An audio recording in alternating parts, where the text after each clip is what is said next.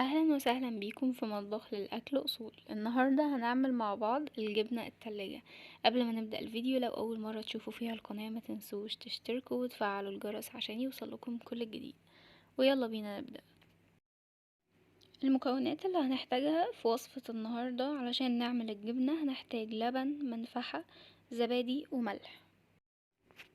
اول حاجه هنجيب حله، الحله دي تكون كبيره نسبيا، وهنحط فيها 5 لتر من اللبن. لازم نصفي اللبن الاول قبل ما نحطه في الحله علشان لو في اي شوائب. لو انتي متاكده من جودته فخلاص حطيه على طول.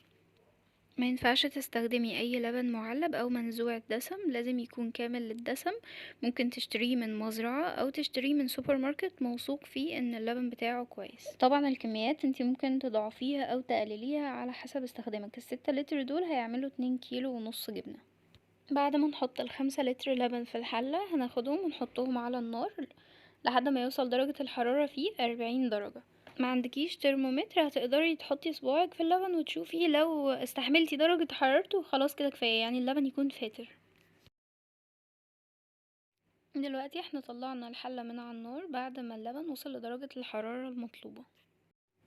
هنجيب علبة زبادي ونحط الزبادي، ناخد من اللبن معلقة ونحطها في علبة الزبادي ونقلبها كويس بحيث تدوب، وبعديها نحطها على الحلة اللي فيها اللبن ونقلب كويس قوي. كنا حاطين في الحلة 5 لتر لبن، هنجيب لتر لبن علشان نكملهم ال6 لتر اللي قلنا في الاول ان هما بيعملوا 2 كيلو ونص جبنة. اللتر الزيادة ده لازم يكون بنفس درجة حرارة اللبن اللي في الحلة، يعني برضو يكون لبن فاتر. كل لتر لبن محتاج 40 جرام من الملح اللي هو تقريبا معلقة كبيرة. حابين طعمها يكون زيادة اكتر ممكن تزودي كمية الملح. فانا هحط على الكمية اللي هنستخدمها 300 جرام من الملح اللي هما كيس ملح ومعلقة. هنحط الملح ده على اللبن اللي سبناه للاخر ونفضل نقلب فيه كويس قوي. لازم الملح يكون دايب مفهوش فتفوتة مش دايبة. بعد ما نقلب الملح كويس قوي ونتأكد ان هو داب تماما مفهوش ذرة ملح، نقدر نحط اللبن اللي حطينا عليه الملح على بقية الحلة. بعد ما حطينا الملح وتأكدنا ان هو دايب كويس جدا وقلبناه في اللبن مرة واتنين وتلاتة، هنقدر دلوقتي نوصل لخطوة المنفعة. في وصف الفيديو هنكتب العناوين اللي ممكن تشتروا منها المنفعة. هنحط على كل لتر لبن معلقتين من المنفعة. احنا هنا استخدمنا 6 لتر لبن، هنحط 12 معلقة من المنفعة. وبرضه على حسب التركيز بتاعها، فلازم تسألي الراجل اللي هتشتري منه المنفعة تركيزها قد ايه على لتر اللبن. ممكن يكون تركيزها معلقة ونص، معلقتين. بعد ما نحط كمية المنفعة كلها نقلبها كويس قوي علشان كل المكونات اللي حطيناها من بداية الوصفة لحد دلوقتي تتجانس مع بعضها، سواء الزبادي او الملح او المنفعة نفسها. بعد ما نتأكد ان احنا قلبناها كويس قوي هنجيب وضع الحلة ونغطيها، وكمان نحط عليها اي كفر من فوق، فوطة او حاجة، ونسيبها في مكان ثابت ما نحركهاش لمدة ساعة، ساعة ونص. رجعنا فتحنا عليها بعد ما عدى بالظبط ساعتين. اول ما تفتحي عليها هتحسي ان هي حاجة قريبة للزبادي شوية، متصلبة نوعا ما، وفي نفس الوقت مش حاجة صلبة، يعني مش الجبنة ذات نفسها. هنبدأ نقطعها قطع متساوية نوعا ما طولا وعرضا. ليه التقطيعات دي؟ علشان يخرج منها المية اللي جواها. المية اللي هتخرج منها او مسمى الشرش هنحتاجه تاني سواء في المخبوزات او في تخزين الجبنة نفسها. بعد ما قطعناها بالطول والعرض هنبدأ ناخدها سمبوكسات يمين، وبعد كده نجيبها بعكس الاتجاه، السمبوكسات من ناحية الشمال، وهنغطيها تاني ونحط عليها الفوطة لمدة نص ساعة. هنجيب بعد كده سبت للتصفية، ايا كان ايه هو السبت، بس مهم حاجة تكون تصفي منها المية بتاعة الجبنة لما تتحط جواها. ونجيب برضو صاج ياخد المية اللي هتنزل دي، وشاشة.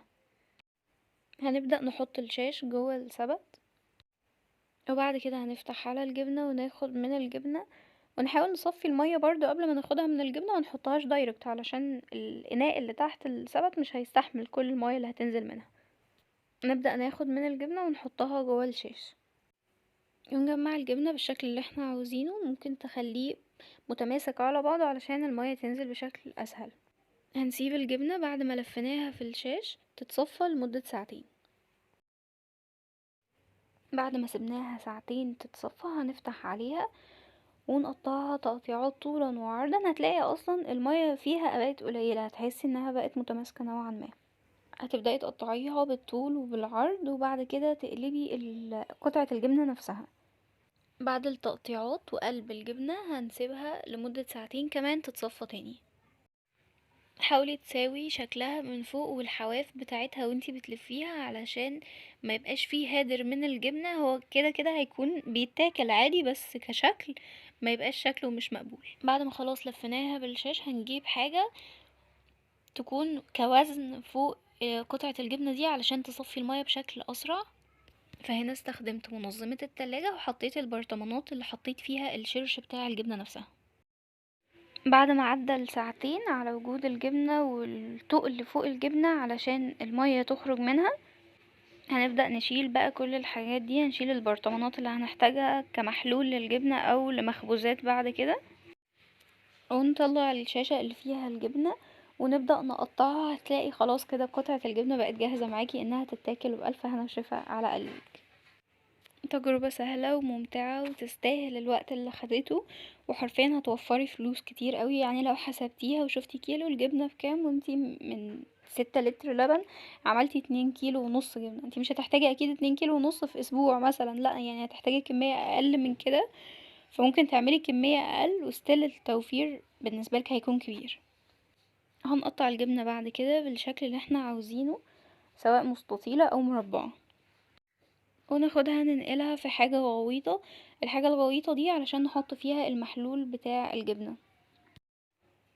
اكتر خطوة تبين لك ان الخطوات اللي فاتت نجحت، انك دلوقتي لما تبدأي تطلعي الجبنة هتلاقي قلبها مفهوش مية من جوه، مفهوش جزء من الشرشة حتى. وصولك للمرحلة دي واول ما تدوقيها هيهون عليكي كل الساعات اللي عدت. بعد ما قطعناها هنحط عليها الشرش بتاعها، وبعد كده هي جاهزة سواء للتخزين او للاكل. الجبنة بالمرحلة اللي احنا وصلنا لها دي لو خزناها لمدة 3 شهور في الشرش اللي طلع منها هتتحول لجبنة براميلي مزبدة.